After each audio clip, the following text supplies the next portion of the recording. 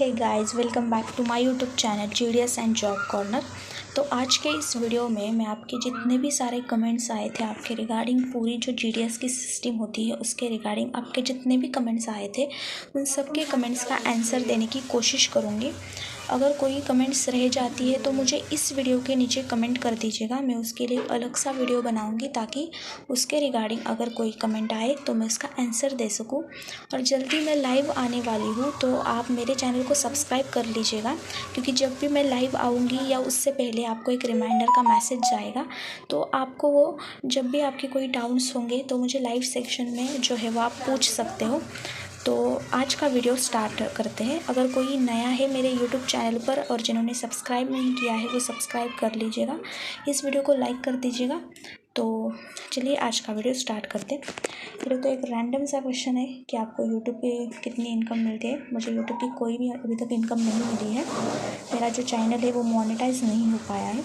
अब जो next question है पूछा है कि प्रिया सैलरी कब से स्टार्ट होगी, ट्रेनिंग के बाद या ज्वाइनिंग के बाद। जैसे कि मैंने पिछले वीडियो में भी बताया था कि आपकी जो सैलरी होती है वो आपको ट्रेनिंग के वक्त आपकी सैलरी नहीं मिलती है, क्योंकि कुछ जगह पे जो ट्रेनिंग होता है वो 15 डेज़ का होता है। जैसे साइकिल 3 का जो ट्रेनिंग था वो 15 डेज़ का ट्रेनिंग था, लेकिन जो अभी ट्रेनिंग है वो हमारा सिर्फ 3 दिन का ट्रेनिंग है। तो अभी तक हमें जो सैलरी है वो नहीं मिलती है ट्रेनिंग की, और उसके बाद जो ज्वाइनिंग के बाद आपको जो सैलरी मिलती है। जैसे मेरा 16 अगस्त को मैं ज्वाइन करी थी तो मुझे 15 डेज़ की जो पेमेंट है, मतलब जो सैलरी होती है, वो मेरे अकाउंट पे रिसीव हुई थी। अब जो पूरे मंथ की मुझे सैलरी कितनी मिली है उसके लिए मैं एक वीडियो बनाऊंगी ताकि आपको भी पूरा सैलरी का स्ट्रक्चर समझ में आ सके। तो ज्वाइनिंग के वक्त आपको कोई भी सैलरी मिलती है, लेकिन ट्रेनिंग के वक्त आपको कोई भी सैलरी नहीं मिलती है। नेक्स्ट क्वेश्चन है कि टारगेट अभी आएंगे उसका अलग टेंशन। यस, टारगेट तो आपको हमेशा आते ही रहते हैं। मतलब हमारे यहाँ तो रोज़ 5 अकाउंट डेली आपको ओपन करना ही है, आप कैसे भी करें, लेकिन 5 अकाउंट डेली ओपन नहीं हो पाते हैं, क्योंकि जो छोटे बीओज होते हैं वहाँ पे इतने सारे अकाउंट्स आप कैसे ओपन कर सकते हो। तो उस हिसाब से ये टारगेट मतलब पूरा नहीं हो पाता है, लेकिन कोई भी बात नहीं होती है। अगर आप वो टारगेट पूरा नहीं कर पाते हो तो इसमें भी कोई बड़ी बात नहीं होती है, लेकिन आपको पूरी कोशिश करनी पड़ती है कि आपका जो टारगेट है वो पूरा करने की आपको कोशिश करनी पड़ती है। तो इस टारगेट का होता है वो अलग ही टेंशन होता है। नेक्स्ट क्वेश्चन है कि लाइव आके वीडियो बनाए। यस, मैं लाइव आने वाली जल्दी ही, तो आपको भी वो जो है वो रिगार्डिंग जो मैसेज आता है वो आया ही होगा। नेक्स्ट क्वेश्चन है कि हेलो सिस्टर, अभी साइकिल 4 का ट्रेनिंग और ज्वाइनिंग पर रोक लगाया है बहुत सारे स्टेट में, आपके स्टेट में क्या माहौल है, प्लीज़ रिप्लाई। तो जैसे कि हमारे स्टेट में, मतलब मैं महाराष्ट्र से हूँ, मेरे यसो में अभी जो साइकिल 4 का जो मतलब 3rd या 2nd मेरिट लिस्ट की ज्वाइनिंग चालू हो गई है मेरे यसो में, क्योंकि परसों ही जो दो APPM या BPM, 2 BPM थे, उन्होंने ज्वाइन किया है। तो उनकी ट्रेनिंग हो गई थी और उन्होंने ज्वाइन किया है, उनकी RICT मशीन भी चालू हो गई थी। तो हमारे स्टेट में यानी कि मेरे जो यसो है वहाँ पर तो कोई ऐसी रोक की बात नहीं आई है अभी तक। मुझे इसके बारे में कुछ नहीं पता, लेकिन जैसे ही पता होगा तो मैं बता दूँगी। लेकिन जो मेरे यसो है वहाँ तो ज्वाइनिंग हो गई है, तो इसके बारे में मुझे कुछ नहीं पता कि ज्वाइनिंग पर रोक लग गई है। देन नेक्स्ट क्वेश्चन है कि अटेस्टेशन फॉर्म और अंडरटेकिंग सबमिट करने के कितने दिनों में ट्रेनिंग के लिए बुलाया गया है। तो देखिए, मैंने जो अपना अटेस्टेशन फॉर्म जब सबमिट किया था तो आपको पूरा 1-2 वीक देते हैं वो अटेस्टेशन फॉर्म पूरा फिल करने के लिए, क्योंकि वो बहुत ही बड़ा होता है। फिर आपको जो है वो ट्रेनिंग के लिए 20-25 डेज़ बाद बुलाया जाता है। मैक्सिमम से मैक्सिमम आपको 1 मंथ लगता है आपकी ट्रेनिंग लेटर आने में। तो जैसे कि मेरा ट्रेनिंग लेटर नहीं आया था, मुझे जो कॉल करके बुलाया था कि आपका इस दिन से ट्रेनिंग है और आपको वहाँ पे जाना है, तो मैं गई थी, लेकिन मुझे ट्रेनिंग के लिए लेटर बाद में मिला, पहले मुझे ट्रेनिंग के लिए बुलाया गया। तो ट्रेनिंग 20-25 डेज़ के बाद ही होती है आपका जब अटेस्टेशन फॉर्म होता है। तो नेक्स्ट क्वेश्चन है कि दीदी मेरा BO सिंगल हैंडेड है और पोस्ट ऑफिस अभी नया है, न्यू बना है, सो ज्वाइनिंग के बाद कौन कौन से और काम करना पड़ते हैं।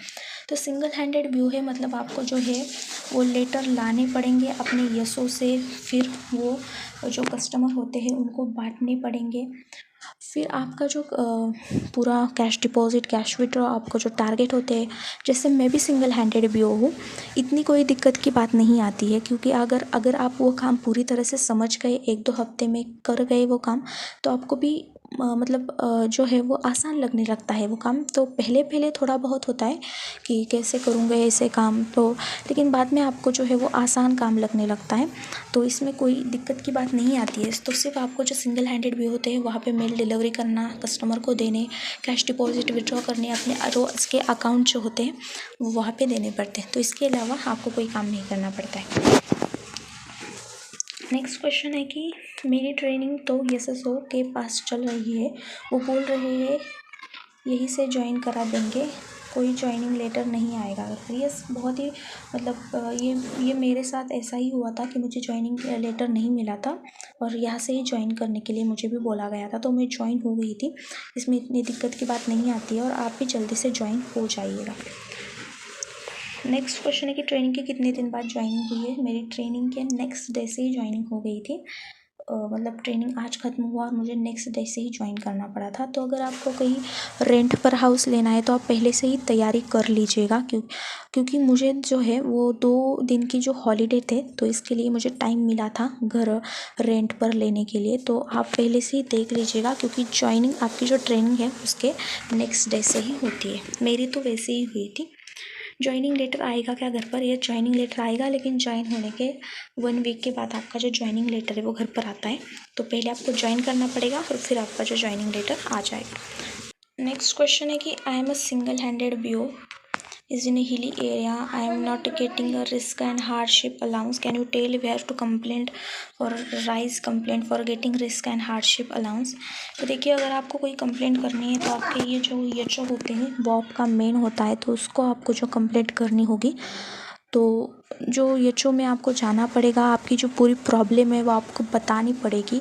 जो प्रॉब्लम है वो पूरी प्रोग्रेस होने में थोड़ी देर लग सकती है, क्योंकि जो काम होता है वो मतलब आपका जो काम है वो आपको पूरी तरह अगर फास्ट में करना है तो आपको वहाँ के चक्कर लगाने पड़ेंगे, अपने HO में जाना पड़ेगा।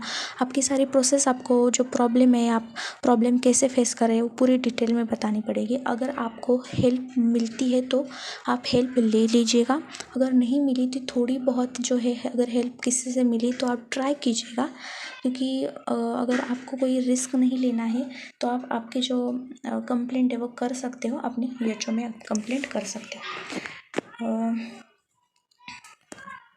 नेक्स्ट क्वेश्चन है कि मेरा वेरिफिकेशन 6/9 को फर्स्ट वेरिफिकेशन हुआ था, मेल अभी तक नहीं आया है, तो थोड़े दिन वेट कीजिएगा, क्योंकि फर्स्ट डॉक्यूमेंट वेरिफिकेशन का मेल हमें भी नहीं आया था जल्दी। 20-25 डेज़ आया था, डेज़ के बाद आया था, तो आप भी थोड़ा इंतज़ार कीजिए, आपको भी वो जल्दी से जल्दी आ जाएगा। मैम, आपकी 50 डेज़ की ट्रेनिंग है क्या फिर से? नहीं, ट्रेनिंग सिर्फ एक बार होती है। अगर आपकी जो ट्रेनिंग है वो 3 डेज़ की हो गई है तो आपको 15 डेज़ की ट्रेनिंग के लिए मतलब हो गई है तो आपको 15 डेज़ की ट्रेनिंग नहीं जानी पड़ती। अगर आपकी जो 3 दिन की ट्रेनिंग हो गई है तो ट्रेनिंग सिर्फ एक बार होती है और उसके बाद आपकी ज्वाइनिंग होती है, तो ट्रेनिंग बार बार नहीं होती है।